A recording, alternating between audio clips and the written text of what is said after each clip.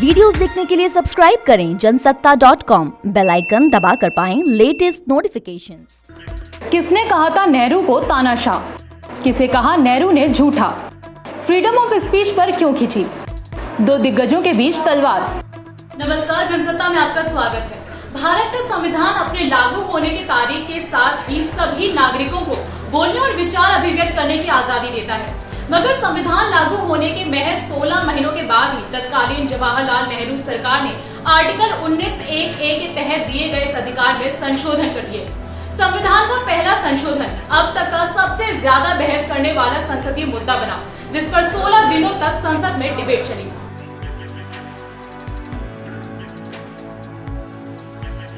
तारीख 16 मई 1951 भारतीय संविधान के लागू होने के कुछ ही वक्त बाद नेहरू सरकार ने उसमें बदलाव करने की ठानी। संशोधन प्रस्ताव पेश करते वक्त संसद में नेहरू बोले, हमें ऐसा महसूस हो रहा है कि हमने जिस शानदार संविधान को बनाया था उसे वकीलों ने अगवा कर लिया है। मगर बात नेहरू के इतना कह भर देने से शांत हो जाती तो क्या कहने थे, मगर ऐसा हुआ नहीं। संसद से लेकर सड़क तक हंगामा चला। सिर्फ पार्लियामेंट में ही बहस 16 दिनों तक चली। आखिरकार 2 जून 1951 को पहला संविधान संशोधन पास हो गया। प्रस्ताव के पक्ष में 228 और विरोध में 20 वोट पड़े और बहुत सारे सदस्यों ने मतदान में हिस्सा नहीं लिया। मगर इस संविधान संशोधन ने देश के 2 बड़े नेताओं के बीच ऐसी दीवार खड़ी कर दी जिसे कभी तोड़ा नहीं जा सका।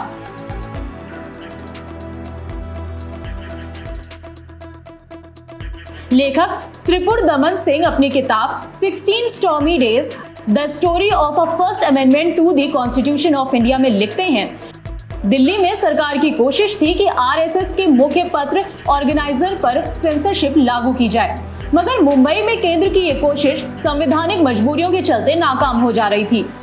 यही वजह थी कि जब नेहरू ने संविधान संशोधन का प्रस्ताव रखा तो संघ परिवार से जुड़े श्यामा प्रसाद मुखर्जी ने उसका तीखा विरोध किया। सेंटर और दक्षिण पंथ की वो तकरार इस कदर तल्खी में बढ़ गई कि नेहरू ने श्यामा प्रसाद को झूठा तक कह डाला। उधर श्यामा प्रसाद मुखर्जी भी शांत नहीं थे, उन्होंने भी नेहरू पर तानाशाही का आरोप जड़ दिया।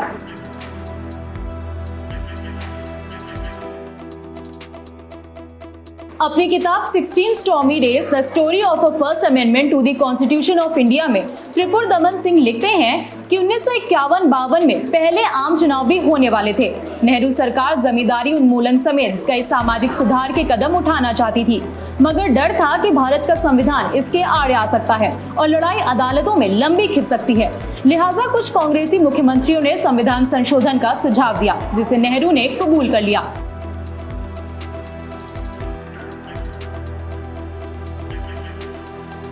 नेहरू को उम्मीद नहीं थी कि उनकी इस कोशिश का इस कदर विरोध होगा, खास तौर पर श्यामा प्रसाद मुखर्जी की तरफ से, जिन्होंने पहले संविधान संशोधन को नेहरू द्वारा संवैधानिक आजादी का हनन करार दे डाला।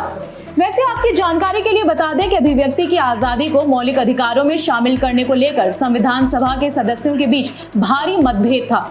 ऐसे बहुत से सदस्य थे जो बेरोक-टोक आजादी देने के पक्ष में नहीं थे, मगर उनकी बात नहीं सुनी गई और आगे चलकर सरकार को अपनी भूल का एहसास हुआ, जिसे सुधारने की कोशिश का नतीजा था पहला संविधान संशोधन। आपकी राय क्या है कमेंट सेक्शन पर बताइए और ऐसे ही दिलचस्प सियासी किस्सों के लिए बने रहिए जनसत्ता के साथ। धन्यवाद।